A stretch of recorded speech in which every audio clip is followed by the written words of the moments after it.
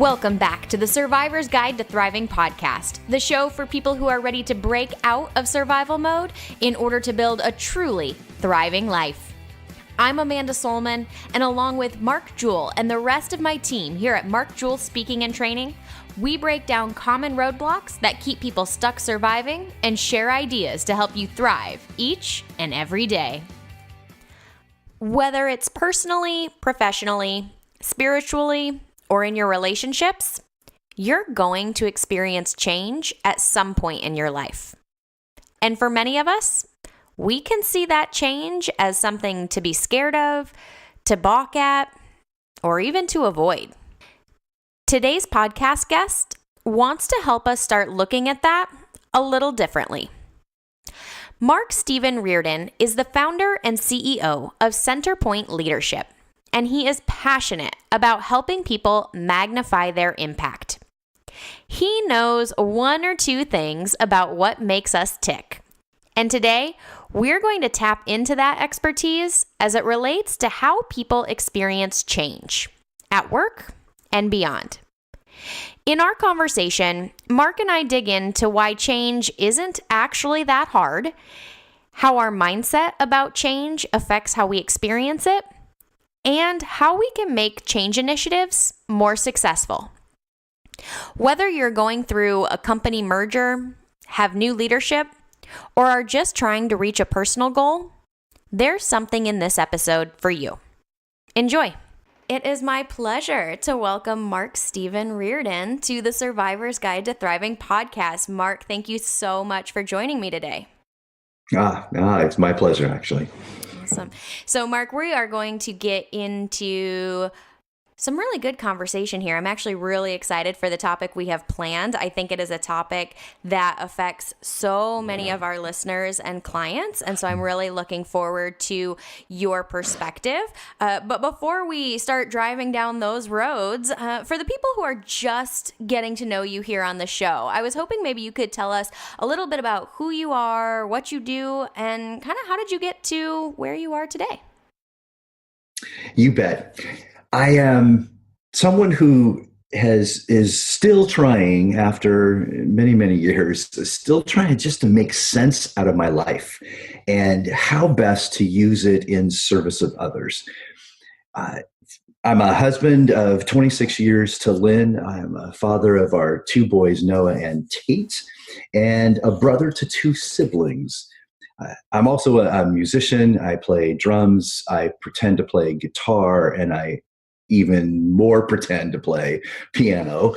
I enjoy tennis. I'm a cyclist. The family and I so enjoy getting out and doing hiking, and I am a lover of all things chocolate. Professionally, I'm a teacher. I'm a trainer, facilitation coach, speaker, consultant, author. If it has anything to do with teaching and learning and leading, I've expressed that in a whole variety of forms. This is my 40th year as a professional educator. I've been a teacher, principal of two high schools and a middle school, university faculty, and I've learned, Amanda, I think more than anything, I've learned and I've grown through roles, a variety of different roles, like director of training and development, chief operating officer, chief learning officer, and president of a local school board. But currently, I'm founder and CEO of Centerpoint Leadership, where we partner with leaders to magnify their impact, I should say. There's very few things in my life that have really come easy. It wasn't that I was a failing student in school, but it seemed like I had to work a whole lot harder than everybody else to get the same kind of grades. Whether it was learning to play baseball or drums or even making friends, in my early years just seemed to be just awkward, just trying to find out how do I operate? Who am I, and how do I interact with those people around me? And I found, though, in high school and college, I gravitated toward interests that made others feel and do better. So as a musician playing drums in a variety of bands and percussion in the orchestra, I found that those were ways I could express myself. And what I loved about that expression was the reaction that people would give. I did music lessons, and I sang in the choir and the ensemble, and actor and mime in a few plays in both high school and college. And what I've been so fascinated about is how to help others. That through college, I just created my own major. That's really exactly what happened. I changed my major 8 times in the first 2 years of being in university, and I just created my own interdisciplinary major of psychology and religion, with this driving, what would be like almost insatiable desire to understand people. And it seemed as the better I could understand people and the choices they made and what drove and motivated them to make those, the more it helped me to do whatever I could to help them in whatever endeavor that they were doing. So after college, anyway, I was invited to be a teacher in a small private school. I didn't want to be a teacher. I only knew a couple of good teachers that even connected with me through all of my years of education. But this guy invited me to teach in his small little private school. And since I failed at construction after I graduated from college, I said yes. And it was then that I discovered this propensity or proclivity to taking information really and shaping it to be more understandable, and then delivering it in ways that others found to be useful. And when that started clicking, working with young people, it literally launched me in the field of education. And my focus over these last 40 years or so has always been on discovering what works best in teaching, not just what works, but what works best when it comes to teaching and learning and leading and training and development. And all that has led me to this moment with you and with MJST. And we are so glad that moment has arrived. It's been really fun to work with you and glean from your experience and your knowledge here, especially for me over the last few months. I guess for context, Mark Jewell has known you for quite some time, but I know it's really been a pleasure for our team to get to know you here in just the last few months. So I know a lot of your time has been spent in helping schools and educators like yourselves really both be the best educators and teachers they can be, but also instill that learning and that love of learning in their students. And I guess what we're going to talk about today is, I think, applicable to those settings, but also even more widely applicable to other types of organizations beyond just schools. And so what I really wanted to talk with you today about is change. Experiencing change, leading change, and I think this is something that I don't care if it's personally, professionally, in a school, in a big corporate setting. Change is something that leaders of all shapes and sizes have to learn to work through. And for those of you who aren't in leadership positions, it's going to affect you too. And so I guess one question I have to sort of start this topic out is, what really got you started thinking about change and helping organizations experience change more effectively? Because in all transparency, the reason I wanted to talk with you about this is because of a passing comment you made at a workshop we were in. And I'll let you dig into, as we go through the conversation, what that passing comment was. But I'm curious, what kind of got you started thinking about this topic? I actually sat down the other day and tallied up, if you will, the number of leaders that I have either worked for or worked with throughout my whole professional life, if you will. And I came up with a number like 450, which just seems like a ridiculous number. And as I reflected on that, I was thinking, what is it that intrigued me by those? Either I was partnering as a leader, or I was directly affected by their leadership, and this all came to a very pointed and salient moment about 5 years ago. And I had been working with leaders of educational organizations, and at that time I was chief learning officer for an educational organization. And here's what it still drives me, Amanda, these days. As I really think about it, it really gets me in my heart, and that is, how can leaders, especially leaders of service organizations, but leaders just in general, because if I'm leading, that means that there are people who are following.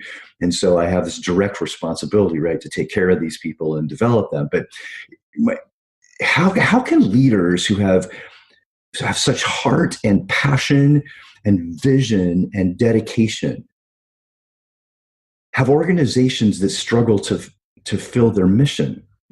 And I saw this. It's rampant, by the way, in the education field in particular, with principals and assistant principals and superintendents and directors of instruction, and I guess what that would look like, right, in the business world would be with like line managers and department heads and anybody in the C-suite. But I see and interact with people who they care. They want to do good work. They want to create and obtain incredible results, right? Like nobody's in this to just like live out just like, okay, I'm just going to get through the day. But if you're in that leadership position, there is this drive, right? Like, how do we make this better? And yet I've seen so many leaders just, they with all that passion and drive, are still struggling, and their organization is still struggling. And as an educator, trainer person, the work has always been about change. So change occurs when through like the process of learning. And learning is the work within our brain mind that promotes the acquisition of like new thoughts and our new expressions, like our words and our actions.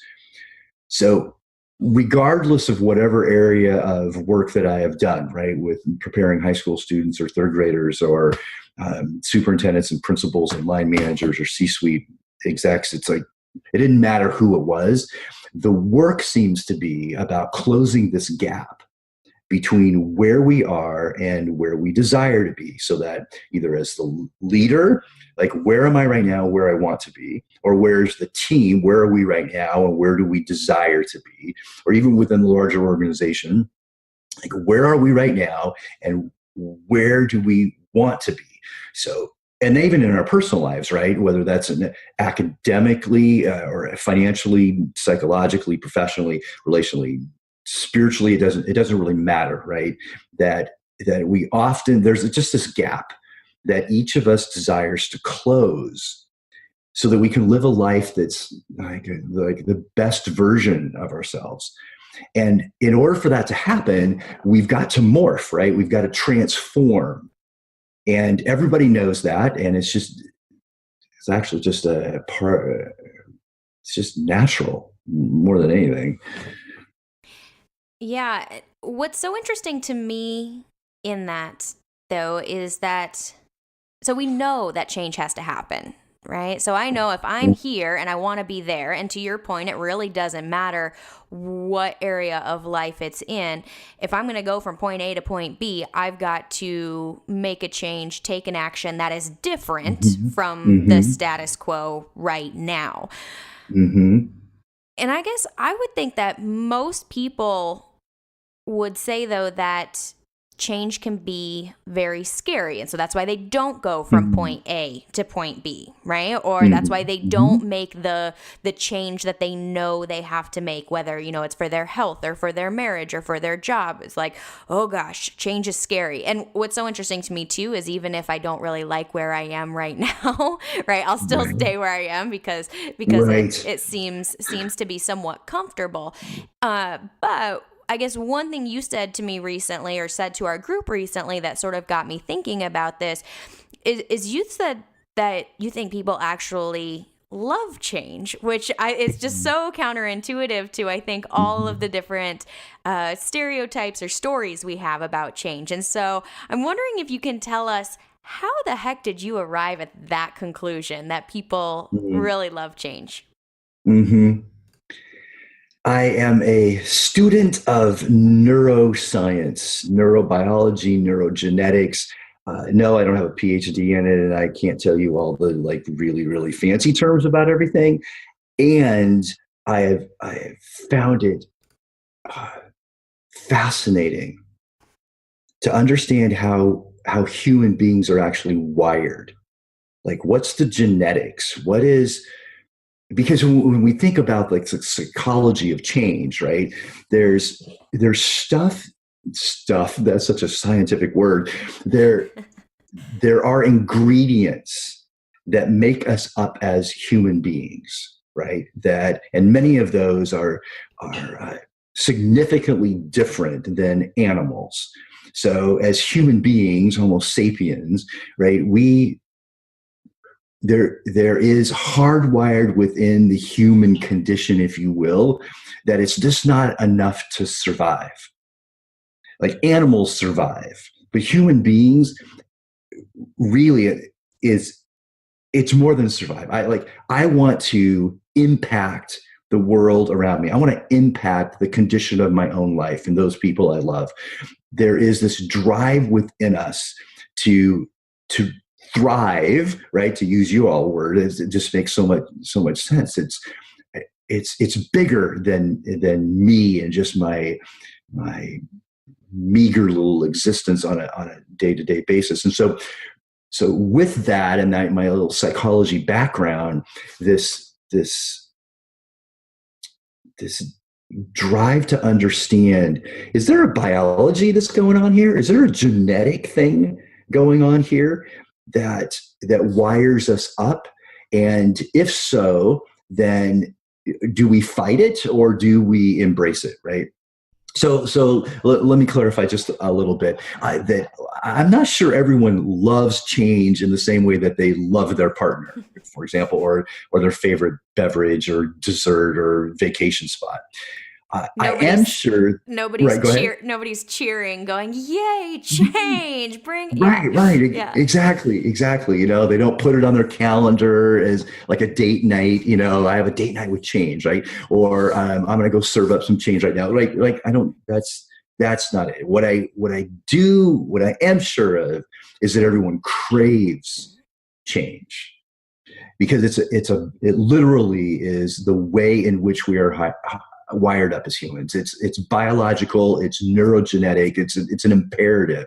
We are hardwired into our DNA to adapt, to morph, to transform, so that we can interact at higher and higher levels with our environment, whether that's the physical aspects of our environment, or the people, right? Or those two things, either the things in our life or the physical things, or the people in our lives, and how we work together.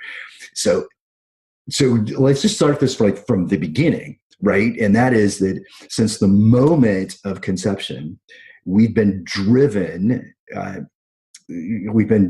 really to seek out, this almost sounds Star Trekky, but bold and even new ways to not just survive our existence as humans, but to truly and deeply thrive, right? The whole, how quickly biologically we change, even in the womb, and then, the first number of years of our life, the dynamic growth that happens in neural pathways and within our physical bodies, and our ability to take in the world and make sense of it, and make meaning and then be able to interact with it. Because thriving is it's as much mental, it's emotional, it's a physical state of being that, when coupled with some knowledge and skills, we can actually produce a quality of life that I think commonly known as like what's our best self. And so when it comes to change, it's us actually being better versions of ourselves. And that always invites us, as you had mentioned earlier, to do something different, so our lives are lived more congruently, right? If this is what I really want and this is where I am, that gap is called frustration. And some people add anger to that, and some people add depression to that. But there is this frustration that happens when I realize that where I am and where I want to be, there's a gap between those two things. And what's uncomfortable about change, it's understanding, realizing and feeling that incongruency between the way I want it to be, hope it to be, know that it can be, and where I currently am. And since what we're striving for as human beings is this congruency, right? I want my life to be as aligned and matching with what I hope and believe with what's actually happening in my life. And when we match that up, that matching, we want to match, right?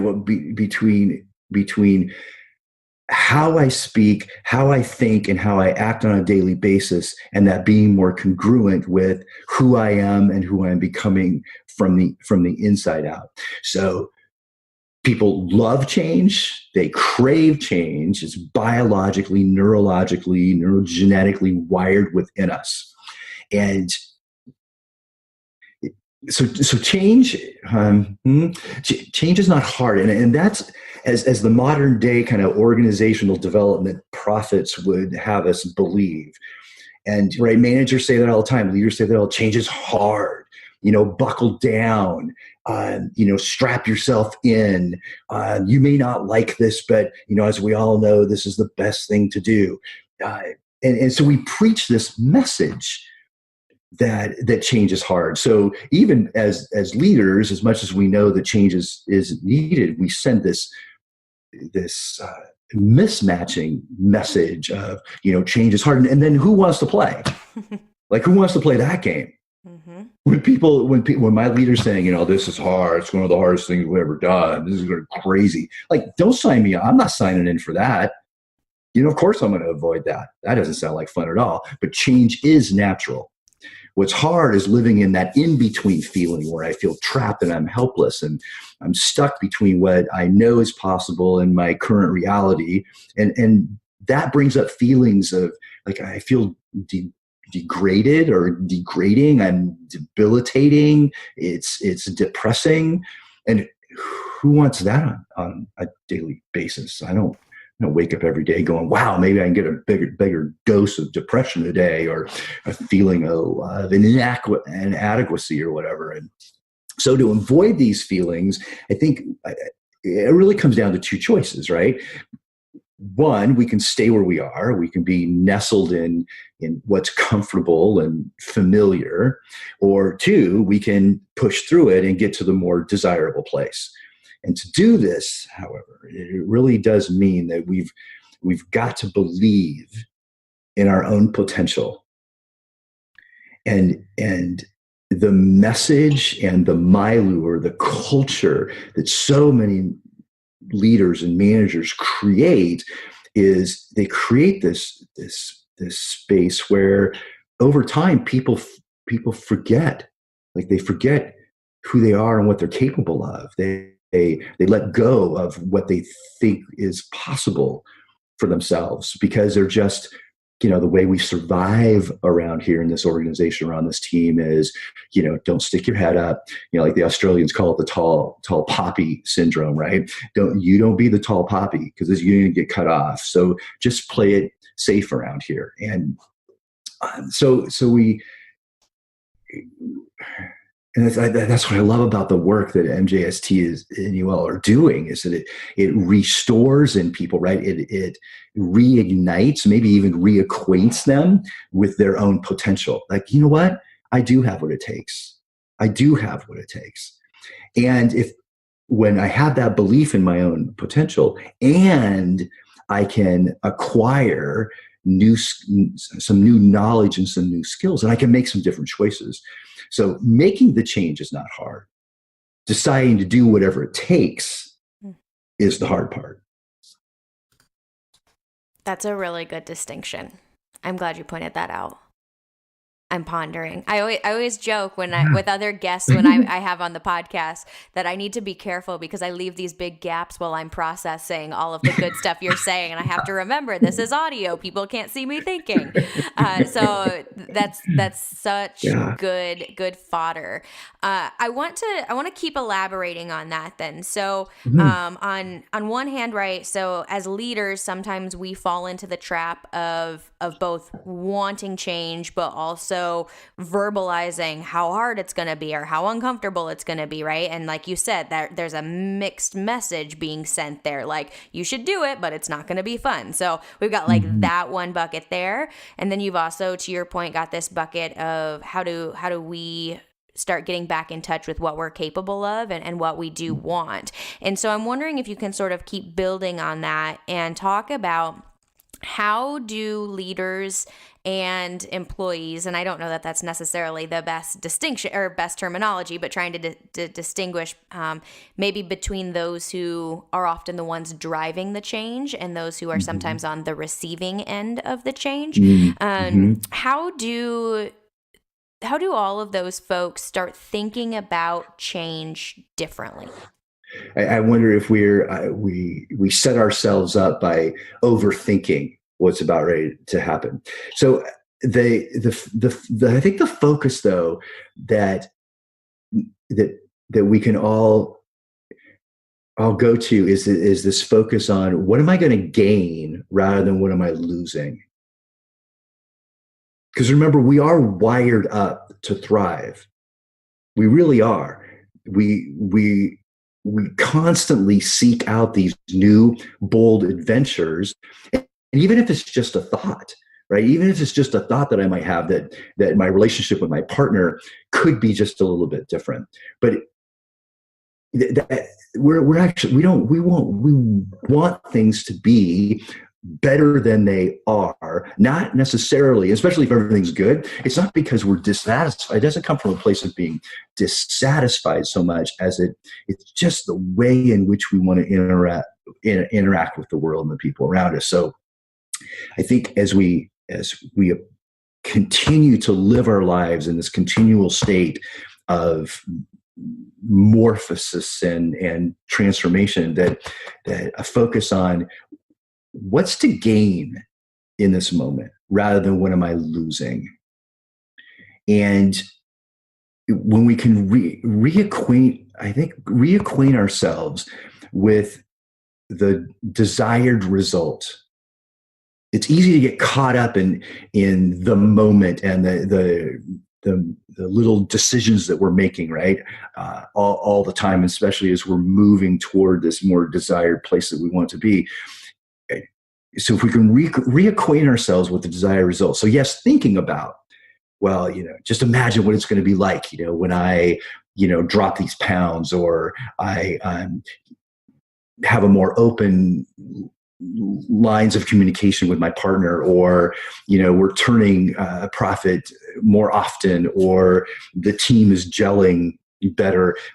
Yes, of course, we want to keep thinking about that and have the positive visualization of what's possible. And more importantly, it's acquainting ourselves, reaccessing not just the thoughts, but it's the feelings, right? It's the emotions. We act on emotions, right? And so, yes, I want it to be this way, but then taking a breath and saying, and what is that going to feel like? Wow, I'm going to have greater joy. I'm going to have greater fulfillment. I'm going to have greater connection with other people. I'm going to feel more not vulnerable, but authentic, right? uh, there's going to be more enjoyment. I'm going to feel greater fulfillment at the end of my day, at the end of the meeting, at the end of the conversation, whatever those might be. And it's reaccessing that place. And then, of course, I'm just a lover of learning, right? Because learning is the way in which we can move through these moments of transition and transformation.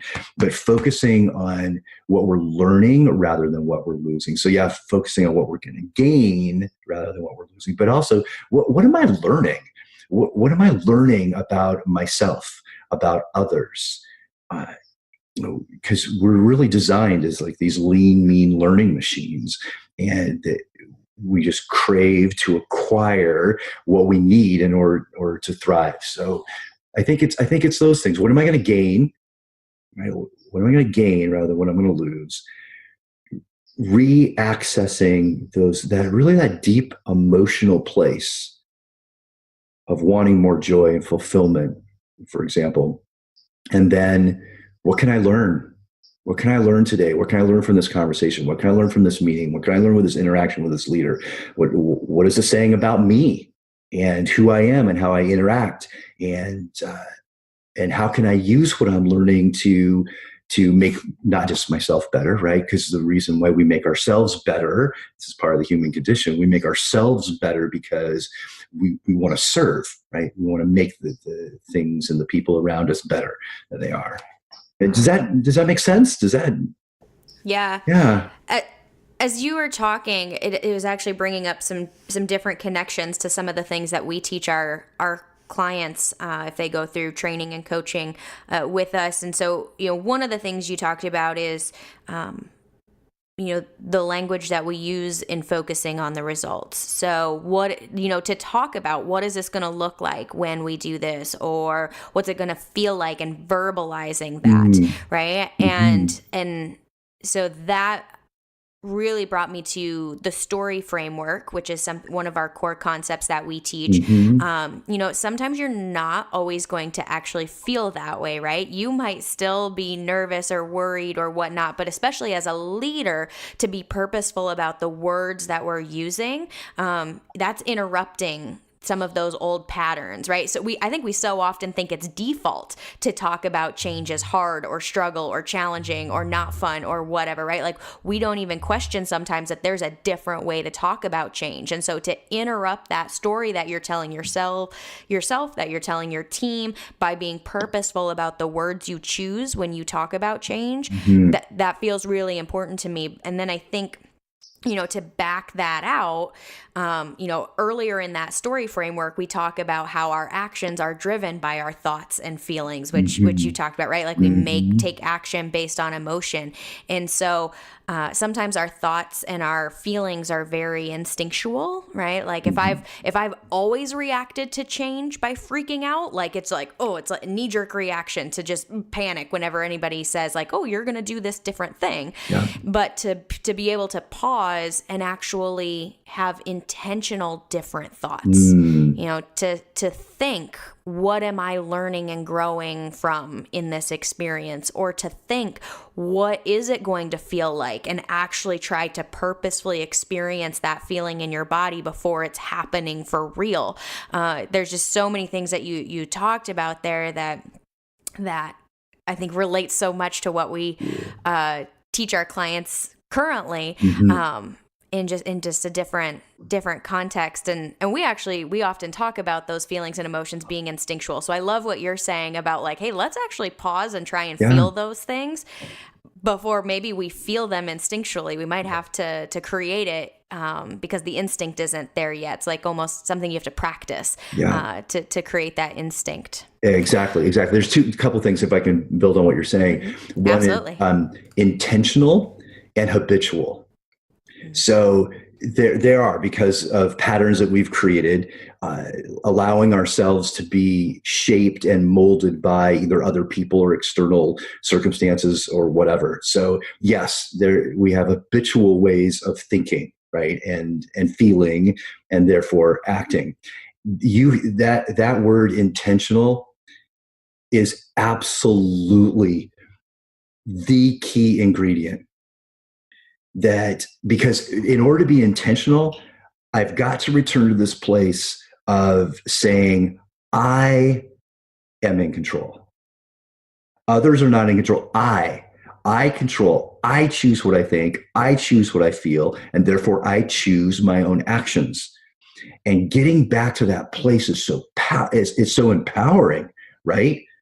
It's like, yeah, just, I don't have to be the victim of everything and everyone around me. I choose. And that intentionality will break that habitual behaviors and thinking and feelings that we have. That's spot on, Amanda, about the intentionality of our life. Yeah, and if I can just layer one more thought on that, because that actually connects to what was sort of coming up for me as you were talking about your last point in terms of like, what am I learning through this versus what am I losing through this? And I guess if I can just sort of layer in personal experience to your point about intentionality, that continues to be really huge for me, because I'm one who has traditionally looked at change as being quite hard or quite difficult, or growth as sometimes being really painful and uncomfortable. And so to stop and intentionally say, like, even in situations where that did not go the way I wanted it to, right, what did I learn from it? Or what would I do differently next time? And that is such a different frame of mindset to come into the next interaction with, to reinforce what you said. That's empowering versus, oh, that didn't go well, so that was a terrible experience. To say it didn't go well, but here's what I might do differently, which again, that's that growth, that's that change, that's that wiring. And so I just love everything you're saying. I guess that being said, so I put my admission out there, right? Like, this doesn't come easily for me, so I'm learning as well. Yeah, me too. What do you think are some of those biggest barriers? So I said, right, like that story that it has to be hard or difficult. Maybe that's part of it. But I'm curious, what are some of the biggest barriers maybe that you've run into as you have been coaching anybody really, because it's not just work related, but as you coach folks to go through or to lead a successful change initiative, what gets in the way?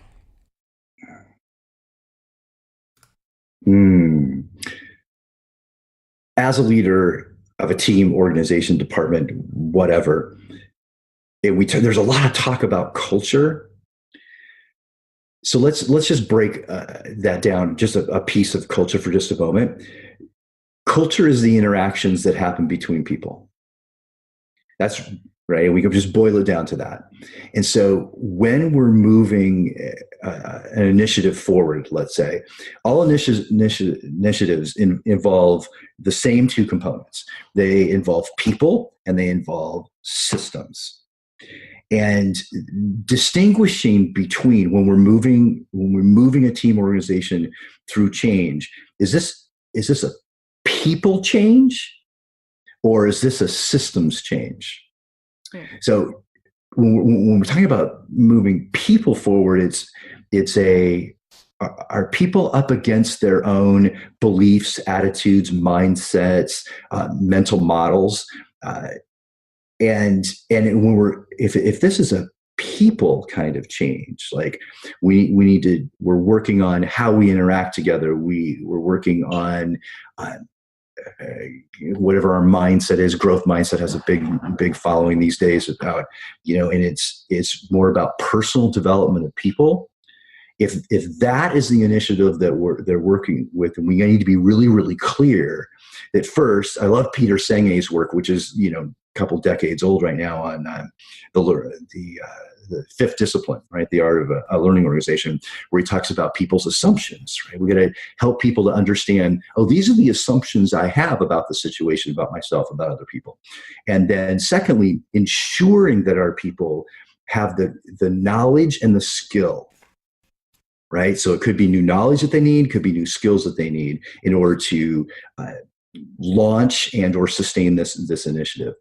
if it's a systems type of thing, the actions, right, that we're taking to produce something, then because a system is just simply a set of actions that all work together, and they work as an interconnecting network to produce a result. And oftentimes leaders will blame the people and think it's the people when it's really a systems thing. It's a procedure thing that needs to be the change, right? Or we blame the system when in fact our people don't have the knowledge and skills that they need. So that's an important distinction. And so the barrier becomes, one of the barriers is from the leader's standpoint, is the barrier is not taking the time to really think through this initiative. And many initiatives are both, right? It's the people working the system. And one of the things that leaders often subscribe to, just kind of default to, is we think that systems are like etched in stone. Like they're like the system that we have to do sales process, or the system we have to collaborate, or whatever the system is, we think that that's been handed down, like, I don't know, from God or something, right? Like almost etched in stone, like 10 Commandments kind of etched in stone. And like the system can't be changed. But what we all know is it's people who made those systems. Like somebody wanted a desired result, so they put a series of actions in place in order to get the result. If the system isn't working, we identify what that system is, and then we, the people, can actually make a change in what that system is. And discerning what kind of work that needs to be done in order to make that initiative happen is it primarily personal, or is it systemic that we're working on? And then I'll say one more thing. I got started on that culture thing for a moment about what leaders say. You mentioned this earlier. What leaders say, but more importantly, how they interact with people and the vibe, if you will, that they put off makes all the difference. It's about people, and that's all there is, right? The organization is just a bunch of people that are working together for hopefully a common good. So this leaders can often hide behind the system, or behind the policy, or behind the procedure, rather than interacting authentically with the people who get that work done. Mm-hmm. Mm-hmm. I guess one other observation I might make, and I'm kind of curious your take on this, is that I think sometimes we can also fall into a trap of wanting to manage people as though they are a system, and losing sight of the fact that maybe there is more multidimensionalism. I'm probably making up words, but multidimensional, or there's more dynamics at play there. I'm curious, does that make sense? Or Absolutely. Yeah. That's another people.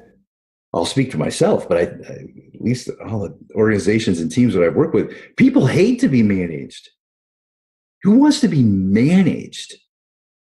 Like, don't manage me. Invite me. Right? Connect with me. Have a conversation with me. Don't manage me. I'm an adult. I make choices. I chose to work here. I choose to stay. Okay, sometimes I feel like I'm stuck to stay because I have to make the money, or okay, whatever all that's about. But the truth is, every day we choose, and people want what drives adults is this need to have choice, right? And to be involved in the decisions and the choice making. Yes, the leader ultimately, at the end of the day, buck stops with them. They shoulder all the responsibility. They're going to take the hit if it doesn't go right, and they're going to pass on the praise when everything goes right, and it's a tough place for a leader to be in. But that's if a leader is not getting the results through the system with their people, they need to take a really hard look, honest look, authentic look at, am I trying to manage people as if they are cogs in a wheel or whatever that is, right? If they're like moving parts to this system, because if that's happening and that message is being sent, people, they don't feel valued. They don't feel like they can contribute. They just feel less than. It's a good point, Amanda, about managing people as if they are the system. And I think that really segues kind of into the next question I have. And I do want to be cognizant of your time. So I got a couple more questions for you, and then we'll wrap it down. But so on that same train of thought, if you could give maybe a couple of pieces of advice to leaders who, are guiding their teams through times of change. And I know we have a lot of clients who, not just small changes, but we're talking mergers, acquisitions, new leadership teams, new processes, like big sweeping changes. Yeah. What advice would you give those folks? Let's carry on. This is the point that we were just making, right? That it's always people before projects, before processes, before profits. Our task as leaders is to take care of the people. And when people feel empowered, they will produce. And when they feel involved and like it's a partnership, then they'll produce, right? So I often think of, just if you take a look at the word organization is this sounds, since we're all making up words here, right? It's an ization of organs, of organisms, right? Of human organisms. And our business is people. Buckminster Fuller, a person that I've followed and studied under and with, and I love his take on the purpose of business. The purpose of business, the reason why we create a business, yes, produce something that's useful for people, right? Whether that's a service or a product, yes. But the real purpose of business is to help people actualize their impact in the world and to gain a level of wealth. Now that we could do a whole podcast just on that, right? But that's a huge distinction, that a business pulls people together who are like-minded, who want to produce a result to serve the world in some way. So that's one thing. Just it's people as all. It's just people. Have I said the word people yet? And then as a leader, the other piece would be your mindset about change sends shockwaves through the team and the organization. If you think it's hard, so will they. If you say just hang in there, then they'll just hang in there. If you act with nervous apprehension about what's happening within the organization, then that's the feeling that gets propagated, right? It becomes pervasive. And leaders that realize that their job is not to manage change, right? This whole thing on change management. Our job is not to manage change. Our job is to facilitate how people transition from their current reality to this new and better reality, right? This way of thinking and acting, expressing ourselves differently. And so when the leader thinks that it's going to be an adventure of new learning or new discovery, so will the team. When they say things like, how are you doing right now in what it is that we're working through? What do you need? It's so empowering to hear from your leader that this work is important, and I believe in you. So yes, the work's important, but you're important, and I believe in you. then so are the teams. The team will start interacting with, how are you doing and what do you need with one another, and saying that this work is important, and then affirming one another as well. So when leaders act with this sense of conviction, right, intentionality, I'll replace that word with intentionality. When leaders act with intentionality and compassion, then their teams will be more intentional, and they'll be more compassionate and empathetic as they work together in order to achieve whatever that desired result or new reality is. Absolutely. So let's flip that coin over then. And now I'm curious what advice you might give to those, this terrible phrase, but those people who are maybe down the ladder, so to speak, right? They're impacted by the change, but they're not the ones making the decisions or having the say in what the change exactly is or how it's implemented. What advice do you have for the rest of us, so to speak?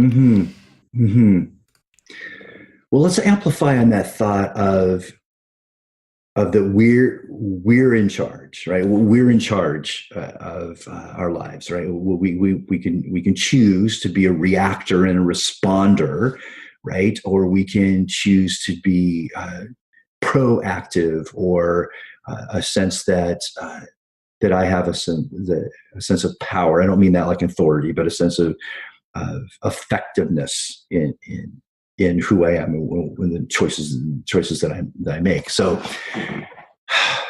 what comes to mind is, so those who are being impacted by the change, remember that what you say and what you do sends a message to those around you about who you are.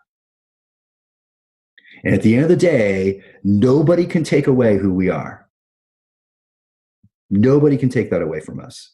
And at the end of the day, when we lay our head down on the pillow at the end of the night, how awesome it feels to lay there and say, you know what, that was a tough day today, and I know who I am. And I acted and I said and I thought in ways that align with who I am and what matters most to me. So what do we say about, what do we say about ourselves at the end of the day? What do we want others to remember us as when everyone gets on the other side of this initiative? We subscribe to this, complaining and laying blame and saying it's not my job, or if they would only. Right. And we somehow we buy into that, or we just, because we're not more intentional, we just kind of, by some sort of just default, that's kind of how we interact. But the question is, or what thing to remember is, what I say and what I do sends an impact, sends a message to everybody around me. So choosing our words and our actions carefully, because you know what, you just never really know if you'll be leading your fellow employees in some area. And how wonderful would it be for them to see you as the person who maybe didn't agree with the initiative that's happening, but you showed up as your best version of yourself every single day. And that, at the end of the day, is all we can do, right? Mm-hmm.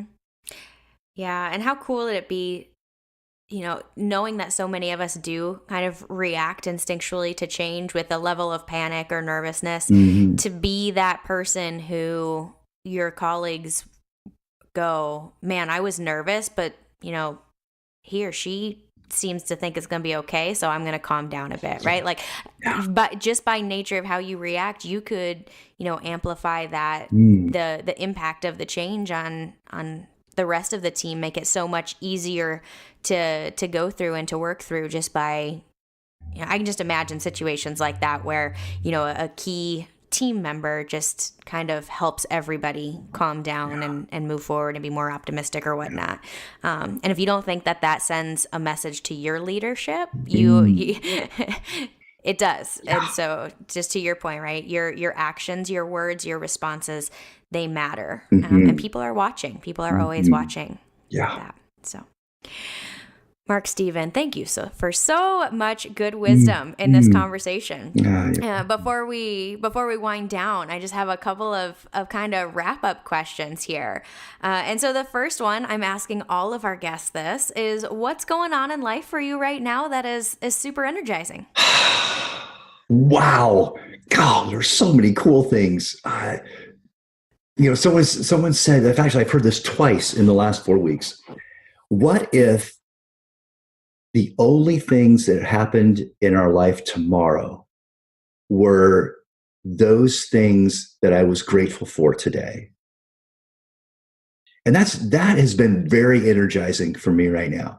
And then I'm in a place in my life, in my career, where I find myself in the right place with the right people, doing the right work for the right reason.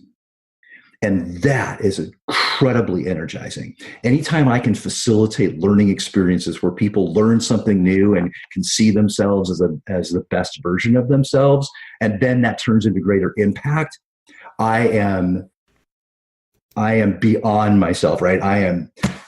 I'm so wrapped up. I'm so amped up, and so that turns into higher productivity and impact. And that's what my life right now is about: is how do I help others amplify or magnify that impact that they're wanting to make, both for themselves and for the people around them.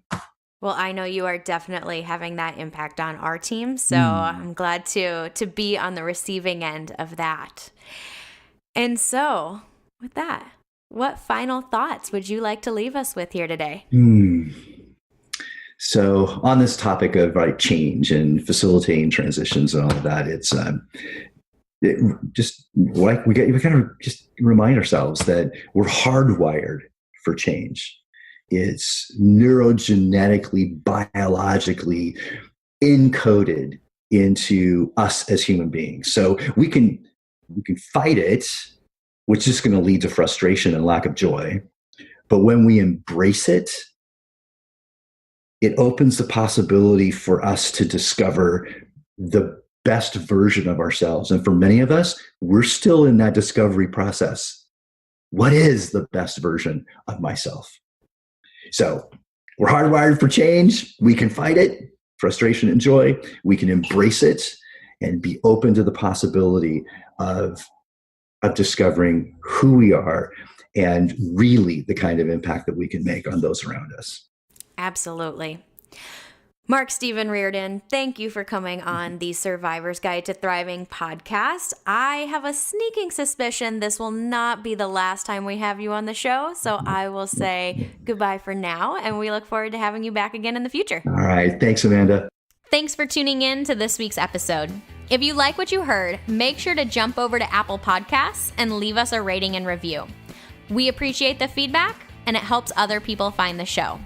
On that same note, if you enjoyed this episode, make sure to share it with a friend. As always, if you're looking for more resources to go from surviving to thriving, check out our website at www.markjeweltraining.com. That's Jewel with 2 L's.